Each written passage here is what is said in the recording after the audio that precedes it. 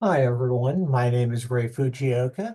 I'm with the University of Southern California. I'd like to thank you for joining us for our information session today. So, good morning, good evening, good afternoon, depending on where you're located. Let's go ahead and get started. So let me share my screen here.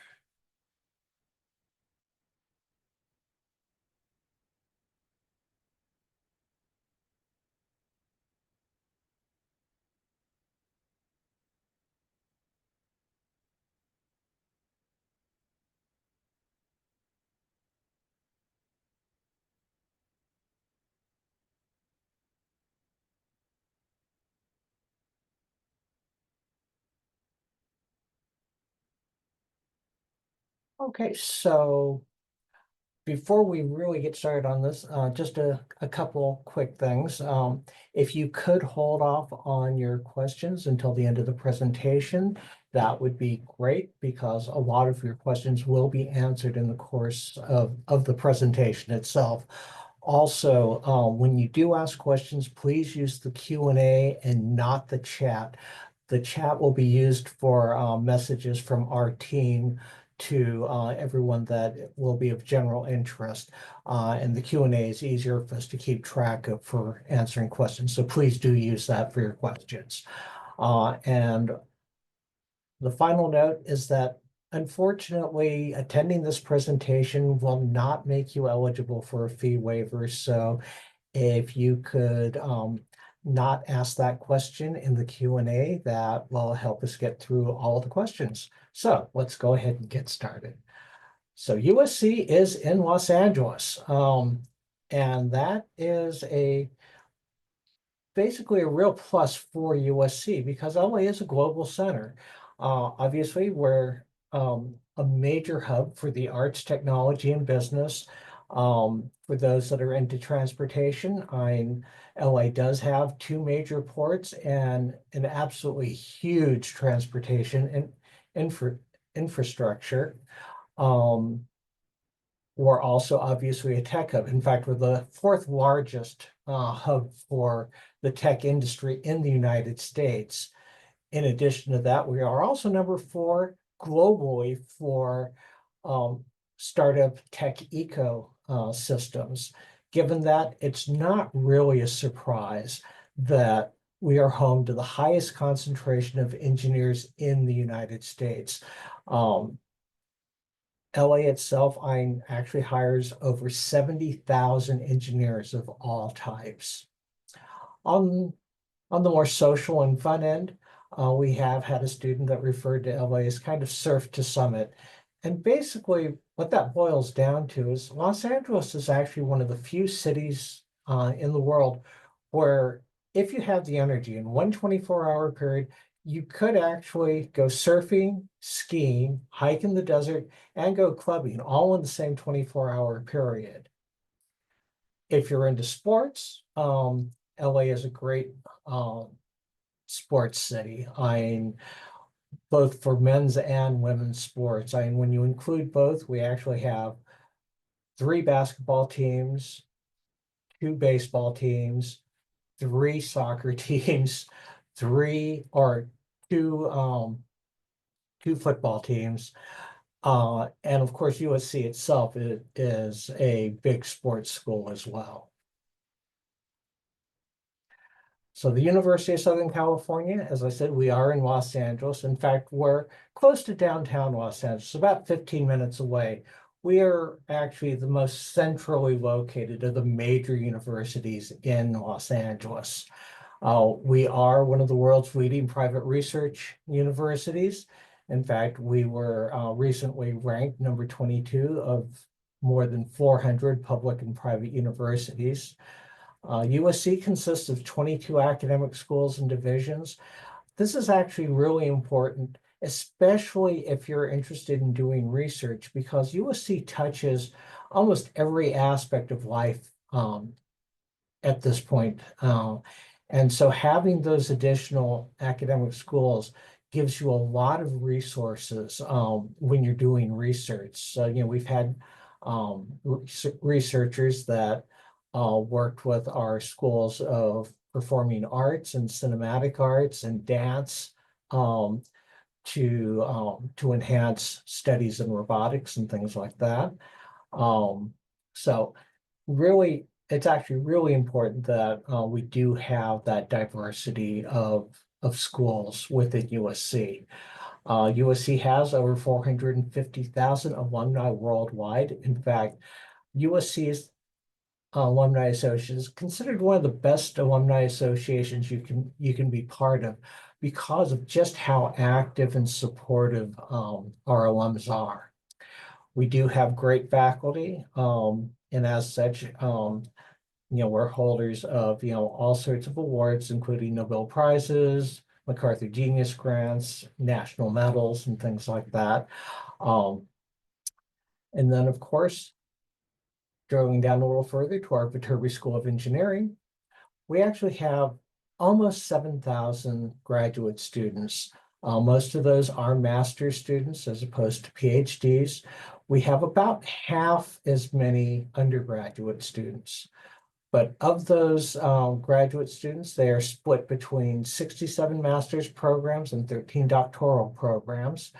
Of those master's programs, over 40 of them are actually available 100% online for those that are interested in an online option.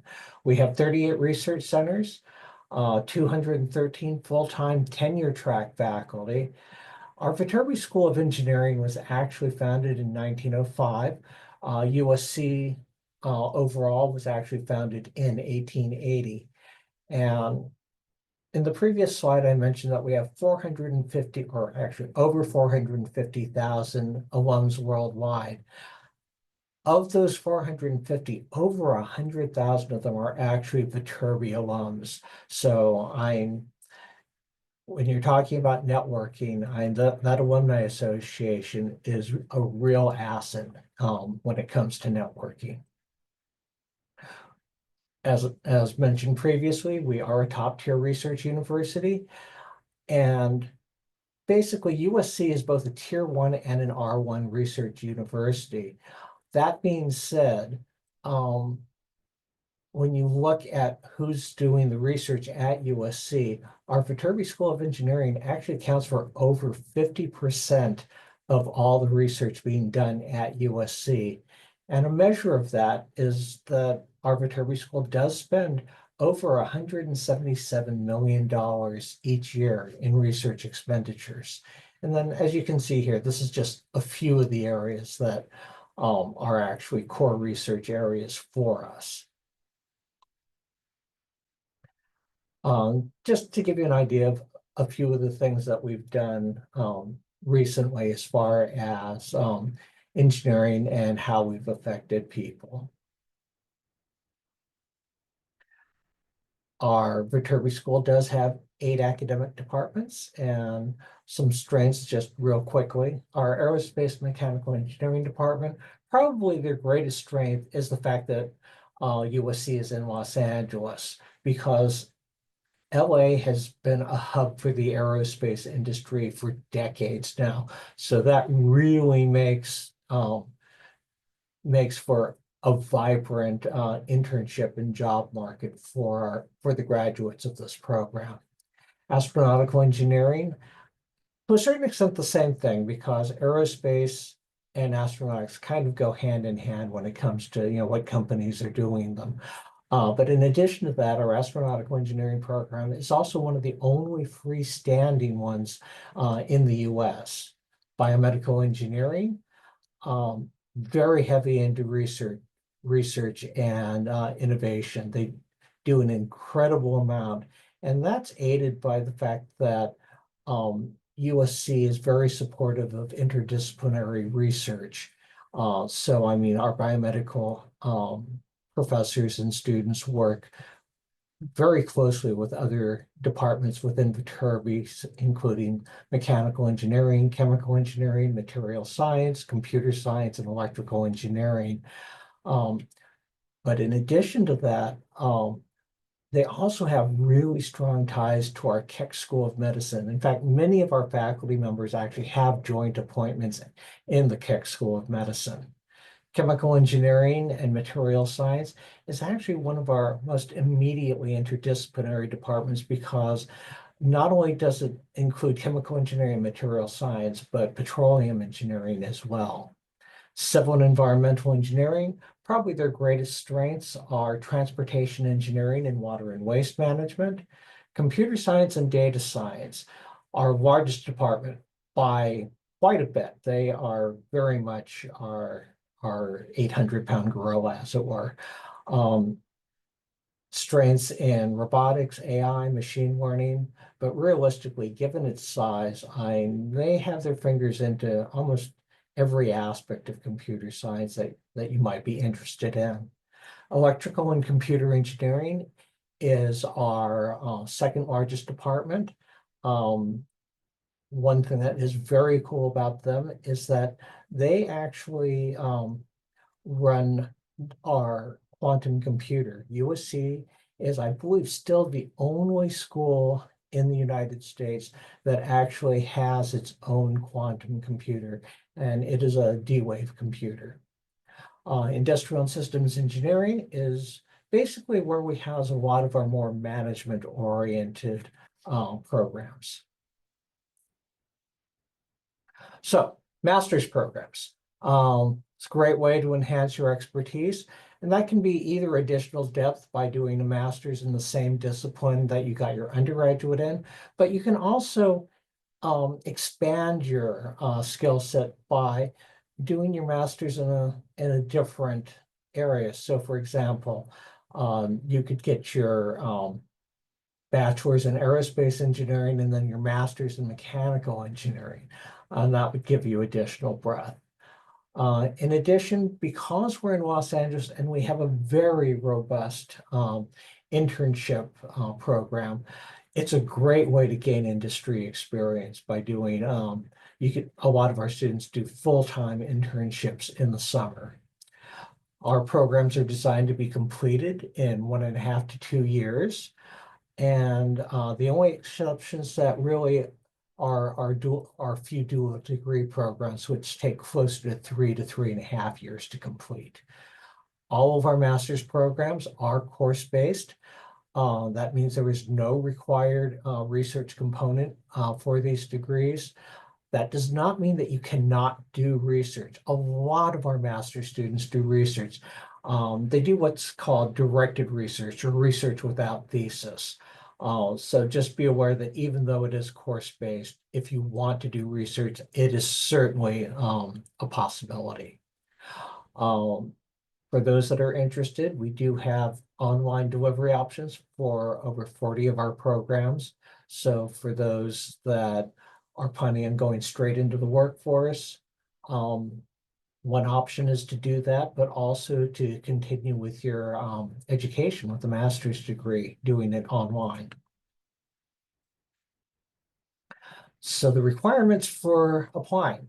You obviously need a bachelor's degree, ideally in engineering, computer science, math, or a related hard science field.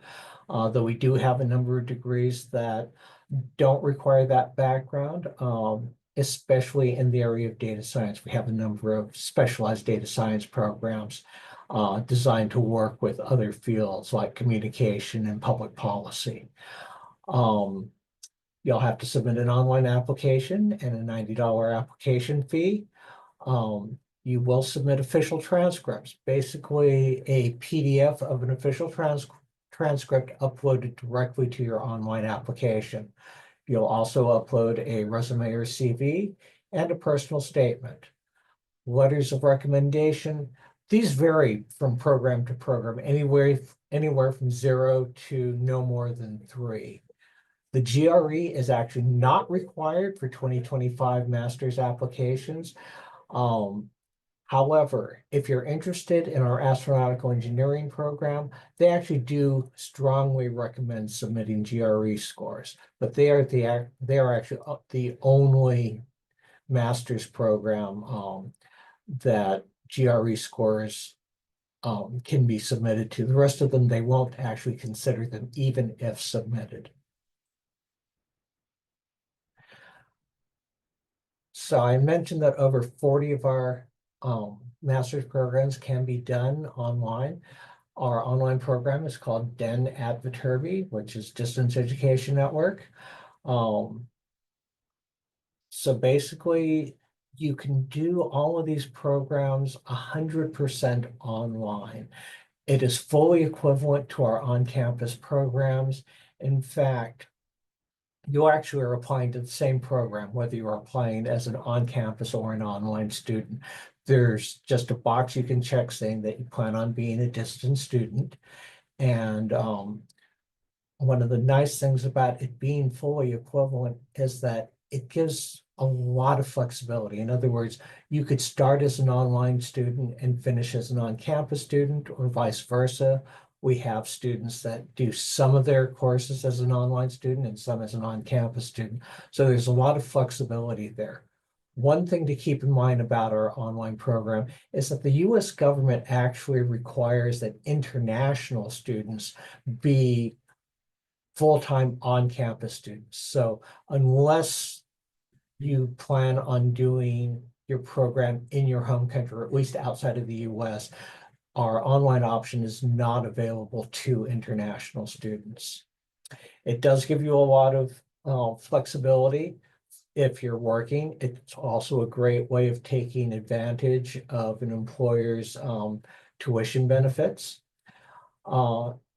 And we're well ranked when it comes to our online programs. We're number 4 for computer science, including computer science for veterans, and number 5 for graduate engineering overall. Our PhD programs.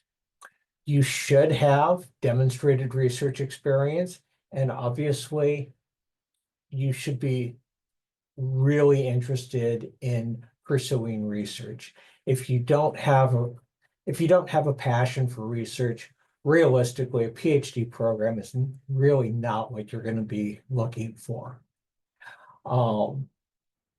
As opposed to our master's programs, which take 1.5 to 2 years to complete, most students complete our PhD programs in 5 to 6 years. Another major difference between our master's and PhD is how admission is handled. For our master's program, it's predominantly a quantitative review, meaning that we're looking mostly at your transcript and your GPA, with other things adding into it. And most of the reviews are done by our Viterbi graduate admission staff. PhDs, on the other hand, are all reviewed by department faculty committees. So this means that you can be pretty detailed in your personal statement regarding your research experience. And you can be pretty much assured that the faculty members reviewing this will understand what you're talking about if you go into a little bit of depth on your experience. Another thing that's really important is, and I'll go into this a little bit more on the next slide, are the personal statement and the letters of recommendation. We also aim to fully fund all of our PhD students, and that requires a little explanation. We actually do fully fund all of our PhD students for 4 years. And that's basically tuition, a stipend for living expenses, and your health benefits package or health insurance. After the 4th year, you do need to show acceptable progress in the program to maintain that level of funding. Generally, this isn't an issue because part of your dissertation advisor's job is to keep you on track.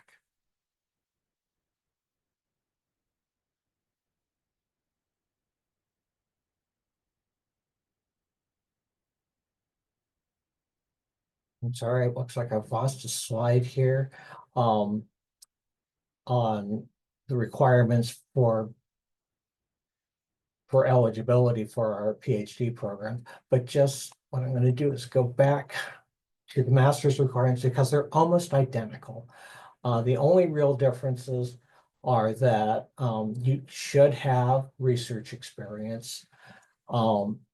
And 3 letters of recommendation are required. And of those 3, we do recommend that one of those be from someone that you've done research with, because they can talk about you both as a researcher and as a student.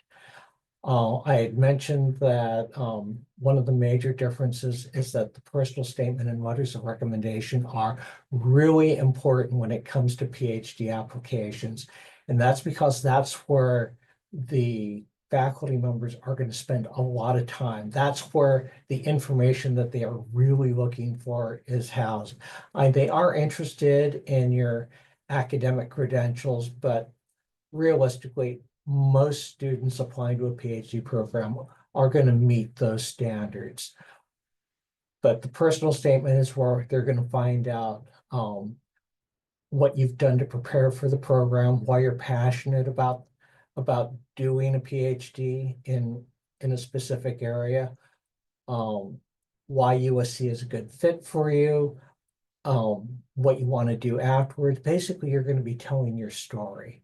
And really important to make sure that you really target not just USC, but every school that you apply to, because they're going to be seeing that, or they want to know that you've spent a significant amount of time making sure that USC is the school that you're looking for. So they're going to want to know what labs you're interested, what faculty members you're interested in, why USC is a good fit for you. Realistically, with the personal statement, if each one of your personal statements for the various schools don't look like that school is your number one pick and every other school that you're applying to is just sort of like a backup school, you need to rethink your personal statement and rewrite them, because really important. Letters of recommendation are also very important. So the one thing I will say is make sure that you give your faculty members or your recommenders as much time as possible to write those letters. And especially for PhD, they do have a strong preference for academic letters. For the masters, industry letters are also acceptable.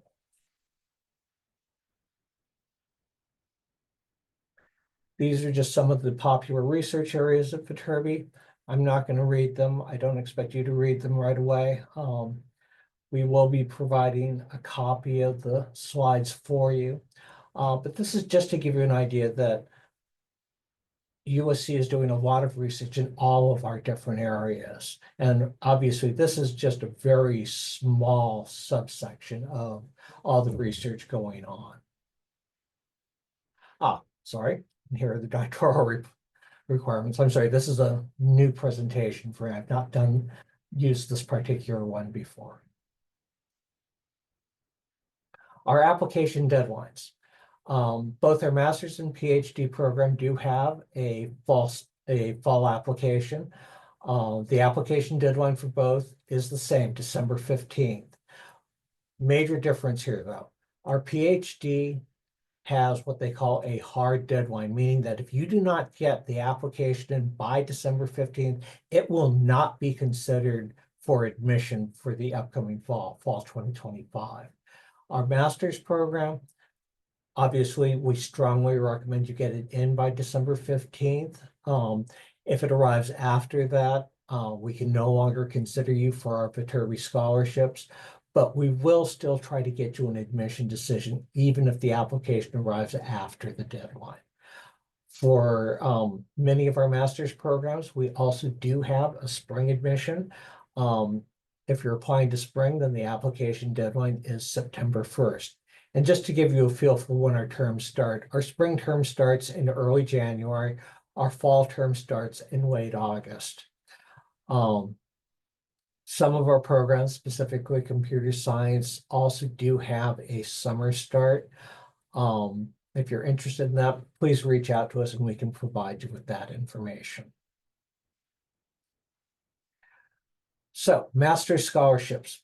We don't have, in all honesty, a huge amount of funding available to our master's students. However, what we do have is open to both U.S. and international students. And the amounts range between $10,000 and $20,000 towards the total cost of tuition. So really important to what I just said there, $10,000 to $20,000 towards the total cost of tuition, meaning that it's not 10,000 in the first year and 10,000 in the second year, or 20,000 in the first year and 20,000 in the second year.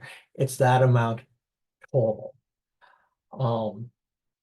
No separate application is required. All you have to do is get your application and all the required materials in by the application deadline, and you'll be automatically considered for our scholarships. If you're selected to be a candidate, you will be invited to complete a video interview. We also strongly recommend looking at external scholarships, and that's because realistically, most of the funding for master's programs, especially in the STEM fields, actually comes from non-university sources. In other words,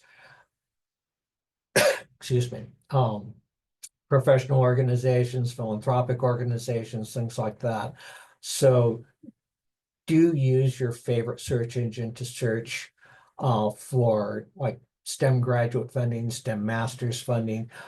You'll find that there's actually quite a bit out there for that. One scholarship we do like to mention is our USC Meta Fellowship, which is done in conjunction with Meta, in other words, Facebook. And that's because it's one of the few scholarships we have for our master's students that actually can cover up to full tuition. In addition to that, there are workshops, research projects, mentoring, and internships. The one tricky thing here is that it has a pretty small applicant pool. You must be a U.S. citizen or permanent resident. You must be applying to a master's program from our electrical and computer engineering or industrial systems engineering department. And you have to have an interest in AI and AI systems.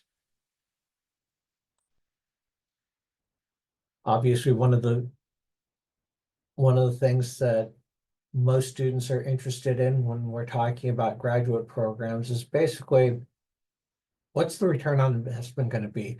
And a lot of that revolves, of course, around careers. What sort of careers are you going to get? We have a career connection or a career services group specifically for our Viterbi students. And they do a lot more than just a career fair. They have, how to get hired series. There are a lot of networking activities, things like, interviewing and interviewing skills, career and internship boot camps. You can learn about a lot of companies through our Trojan Talks, and that's where companies come in specifically to USC to talk about their companies and what it's like working for them. We also do mock interviews, and then just some quick numbers. This last year we had over 150 activities. We posted more than 9,000 jobs for our Viterbi students. Our career internship expos basically had more than 139 employers and 487 recruiters attended that to talk to our students.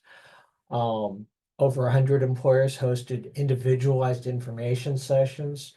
And then we had well in excess of 50 specialized activities. And that's everything from, readiness for our career week, getting hired series, networking events, the mock interviews, which I mentioned previously. We have company site visits where you can actually visit some of the companies that hire our students. And then there are also obviously things like career panels and mixers and things like that. So a lot of opportunities and that you can take advantage of when it comes to jobs and the job search. We do have student ambassadors. I strongly recommend reaching out to them if you're at all interested in USC. It's a great way to get a student perspective on what it's like being at USC. they're happy to answer all kinds of questions. The one area that they do not answer is specifically on the application process, and that's because it does change. And um, and the other team members in our recruitment team are the ones that really do know the application process. So we do ask that you contact us for those questions. But if it comes to what it's like being a student, what it's like being in Los Angeles, I'm especially useful if you've never been to LA before. We have a lot of ambassadors that I'm basically came from out of state or even out of, or often even out of the country. So they can really talk to you about what it was like to get acclimated and get used to being both at USC and Los Angeles.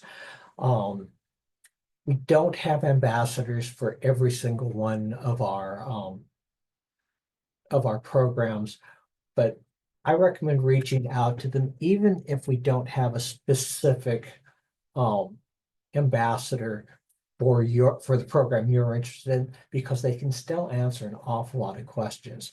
If you do find someone that is specifically in your program, they're obviously also happy to talk to you about what the curriculum is like and things like that. And that's basically it at this point. We are happy to answer your questions. I see that we already have quite a few here. Um, I know that a number of my coworkers are already answering some of these questions, but I will also kind of go through them and um, and answer a few of them verbally as well.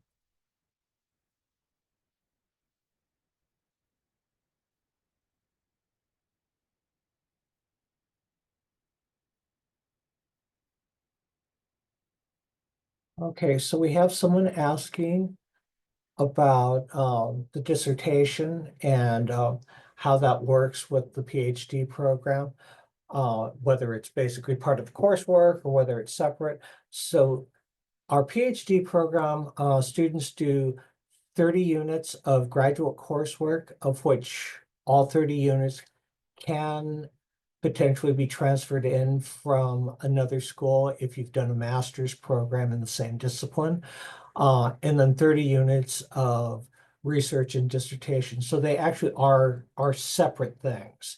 And there is a certain amount of overlap between the two. I mean, you could be taking a course and also starting to develop, what your research is going to be like and working with your dissertation advisor about that. But they are set, the courses and the research and dissertation are separate.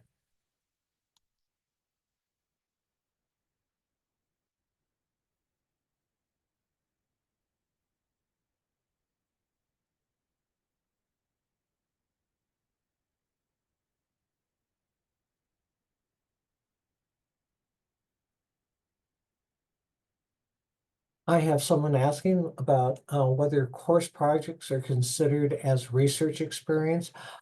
Honestly, it depends. What I would probably do is, if you're not sure, is talk to the professor that you did the project under and ask them whether they would consider that valid research experience.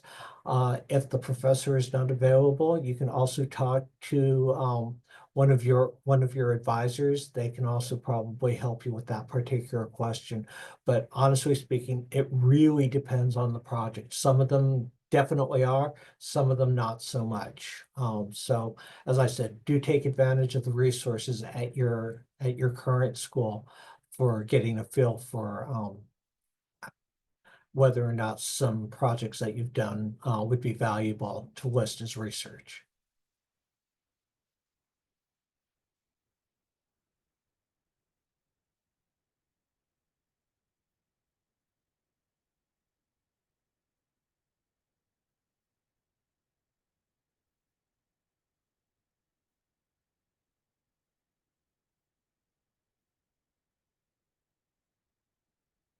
I have a student that's also asking about the PhD and research experience. So just adding a little bit more to what I said previously. Um, it's really worthwhile to check in with, either the faculty member or an advisor as to whether some projects that you've done would qualify as research experience. Uh, if it turns out you don't have research experience or insufficient research experience, uh, you can certainly do a master's program instead and do research during that master's program. And that would be a way of boosting your research profile. Um, you had mentioned that you will be starting a thesis in January. Obviously, we can't really take that into consideration for our fall 2025 admission because obviously you haven't started it yet. But if you do apply for this upcoming fall and are not admitted to the program, you would be welcome to apply again for fall of 2026, at which time you will have your thesis and obviously will have um, more research experience.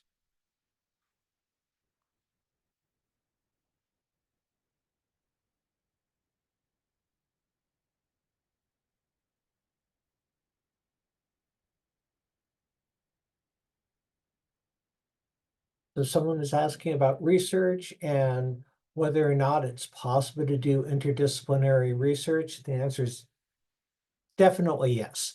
USC has been supportive of interdisciplinary research, realistically for longer than it's been trendy to be interdisciplinary. I started at USC back in 1976, and even back then, USC talked about interdisciplinary research. So USC has been supportive of it for a lot of years. And um, and to give you an idea, I mean, all of the labs within our Viterbi School of Engineering have got multiple types of engineers working in them, especially because it looks like you're interested in an aspect of artificial intelligence. And I can pretty much guarantee you that you're going to see like electrical engineering and computer engineering people in AI labs. You're certainly going to see CS people in a number of the ECE labs, and and much wider than that in all honesty. So um, I would say that you shouldn't have any problem conducting or finding interdisciplinary research if you do end up at USC.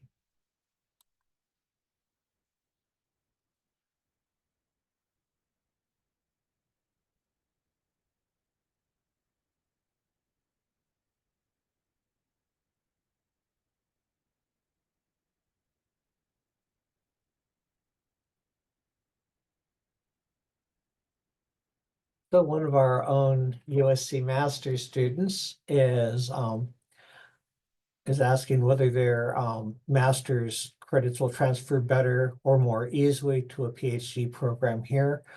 Uh, honestly, I can't really say for certain because I don't work for other universities, so I don't know what their transfer policy is.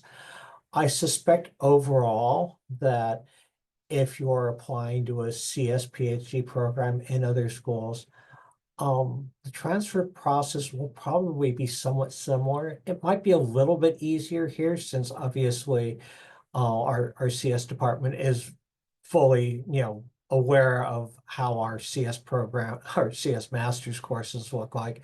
And, you're not going to have any problems transferring them at USC. So realistically, it's probably going to be a little bit easier, but I would say that you would probably be able to transfer most, if not all of them, to other schools' PhD programs as well.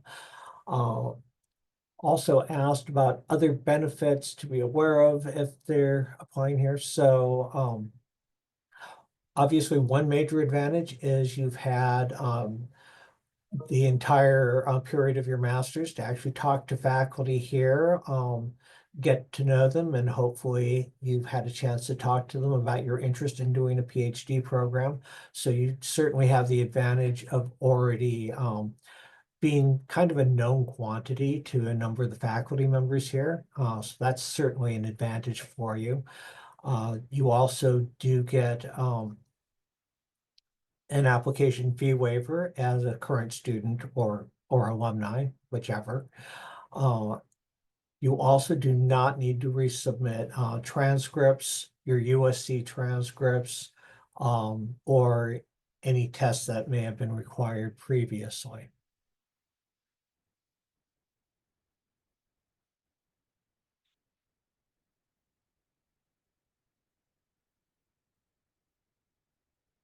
I have someone asking what the minimum GRE score required for a PhD in ISC. Honestly, I don't know. It's actually, we haven't required GRE scores for since the pandemic. So I really don't have a feel for what the average score is and what scores they're looking for. What I would honestly recommend doing in this particular case is actually reach out directly to the ISE department and ask them that question. They're the ones most qualified to answer it. If you do need assistance in finding the right person to reach out to, you are welcome to contact us and we can get that information for you.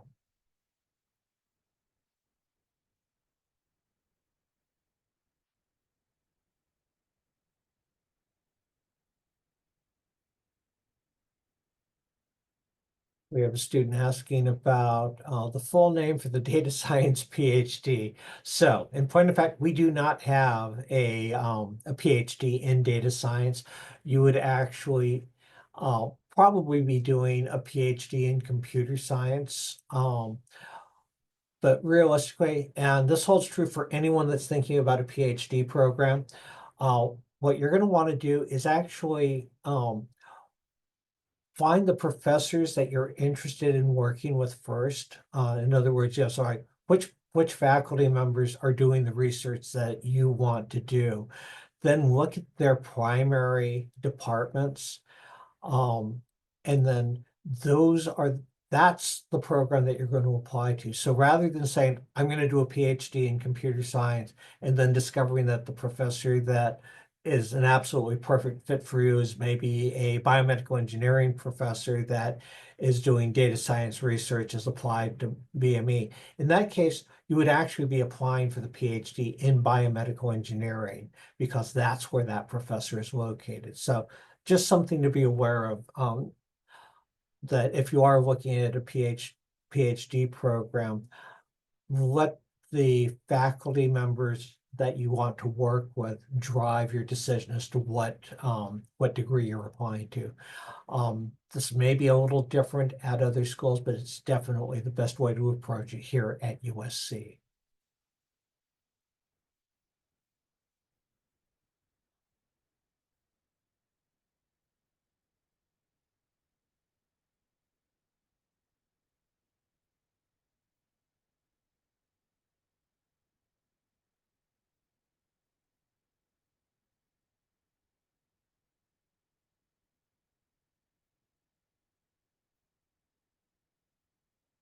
I have someone who's asking, they're saying that they're doing an online CS program. Will this allow them to meet the admission requirements for our MS in Computer Science Scientists and Engineers program? The answer to that is it depends. I'm not sure whether you are a US or an international student. If you're in the US, if the online program is from a school that is regionally accredited in the US, then it should be fully acceptable. If you're outside of the US and you're doing a non-US online program, if that program is sanctioned by or supported by the by the country's Ministry of Education, again, it should be absolutely fine. Realistically, if you're doing a full online BS in computer science program, You should be eligible to apply for any one of our MS in computer science programs. You wouldn't be restricted to scientists and engineers unless the online program is not a full BS in computer science.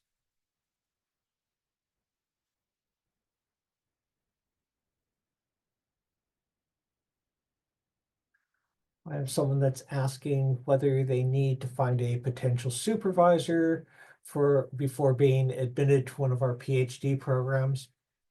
So I'm glad someone asked that because this is actually really useful information. Um,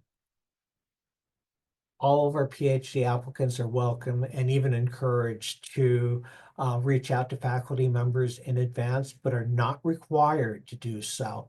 Also, really important, you do not need pre-approval by a faculty member in order to be admitted to one of our PhD programs. So, um, so the short answer to that question was no, you don't need to find a potential supervisor in order to be admitted. Now, they were also asking about lab rotations in the first year. So we do have some PhD students that are admitted without being attached to a faculty member or a dissertation advisor in advance.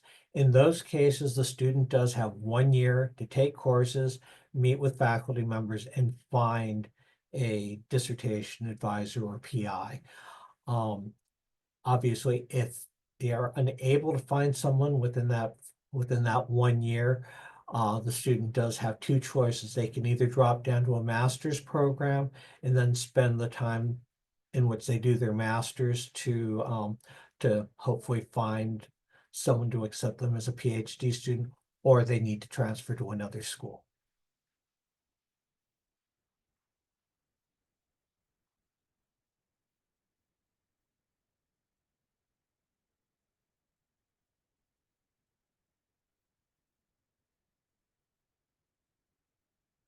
I have an international student asking about the English proficiency test. So if you're from a country where English is the only official language, then you do not need to submit English proficiency scores. So an example of that obviously would be the UK, Australia, Nigeria, uh, Canada, with the possible exception of Quebec, depends on Quebec. Um, but so if you're from a country where English is the only official language, then you do not need to submit scores. However, do keep in mind that if the country has multiple official languages, you still will need to submit IELTS, TOEFL, or PTE scores. There was also kind of a secondary question regarding whether or not they could submit Duolingo. This is for all international students. USC does not accept Duolingo scores, so do not submit those. At this point, we accept TOEFL scores, IELTS scores, Pearson or PTE scores, and the Cambridge test. So those are the four groups that we accept English scores from.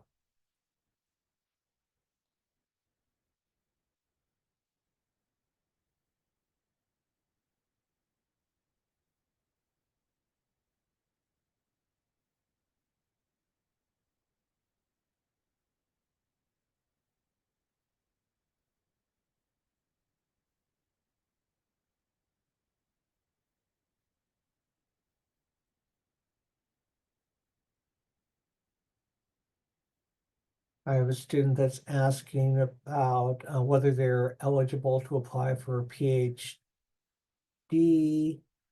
Um, so basically they have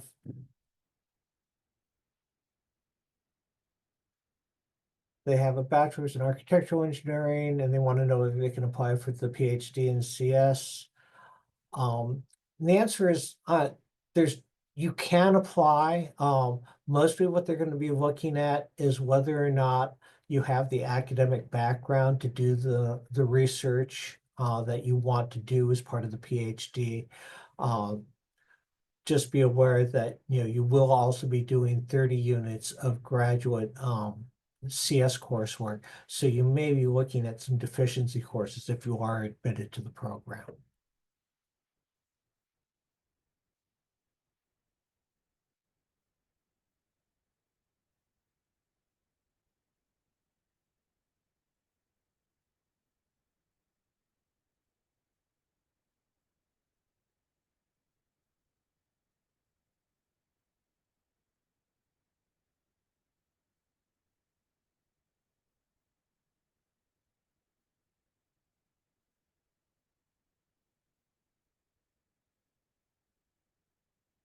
I have someone with a PhD question asking whether they would be required to be a TA if they can self-fund their program.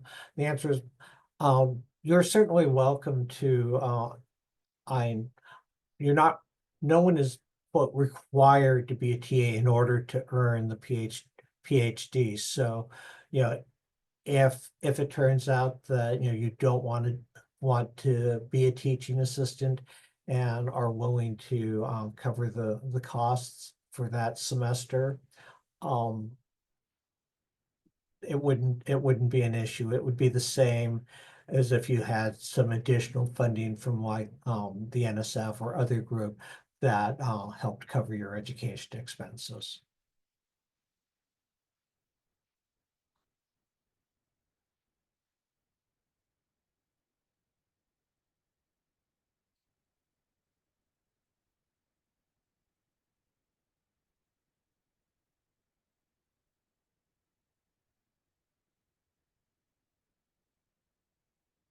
I have another PhD question on whether or not PhD applicants are interviewed before or after admission.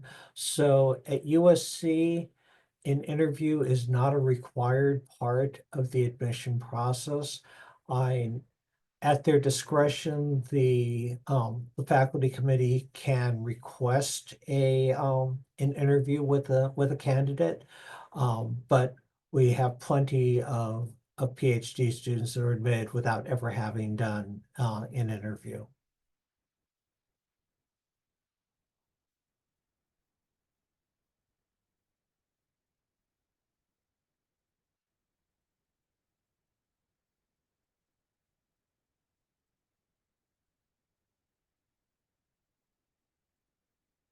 I have a student asking on whether they can waive the English proficiency requirement if enrolled in an ongoing US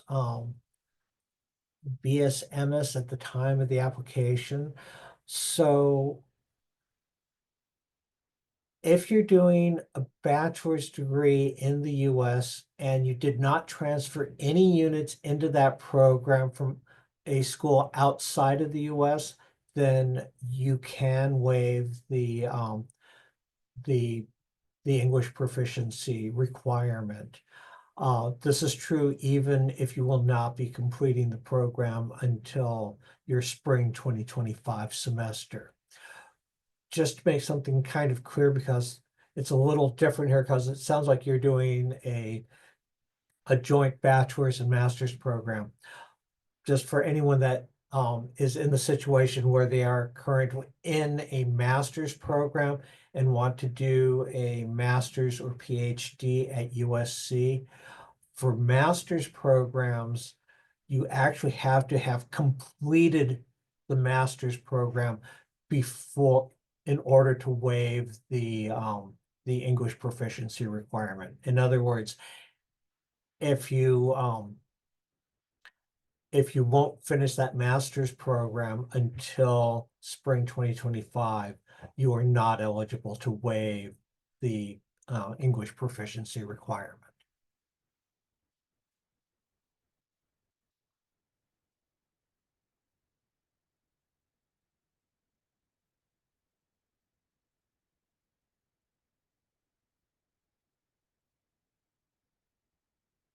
I have another PhD question. If a candidate didn't have to defend their thesis during their master's degree, will that be considered a disadvantage? Um, Honestly, I don't know 100%. Generally speaking, I would say it shouldn't really um, have a negative impact, because what they're actually going to look at is the summary that you provided, the research that you did, and then possibly, if you wanted to strengthen that even more, you could have one of your letters of recommendation come from a professor that maybe assisted you with the research or that you did the research under. So I would say overall, it shouldn't really have a negative impact on on your research experience and how valuable it is to the PhD application.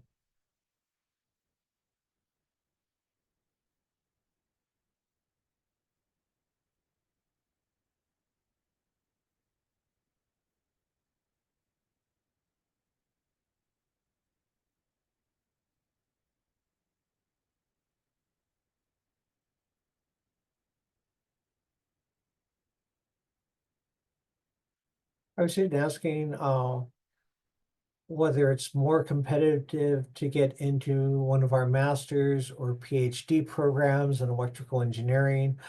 The PhD, and this is across actually all of our engineering departments.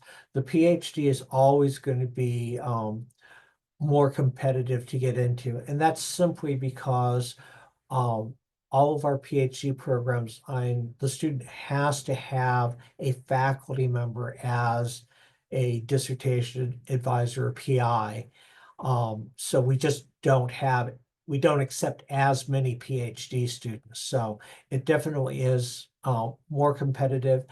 And the other thing is, whereas the master's is based strictly on whether or not they meet the academic requirements for admission. At the PhD level, um, it's equally, if not more important, to also be doing research that's being done at USC. In other words, we have to be able to match you to a faculty member, or at least be confident that a student would be able to find one doing rotations in their first year. So it's definitely more difficult to get it. I would say more difficult to get admitted as a PhD student.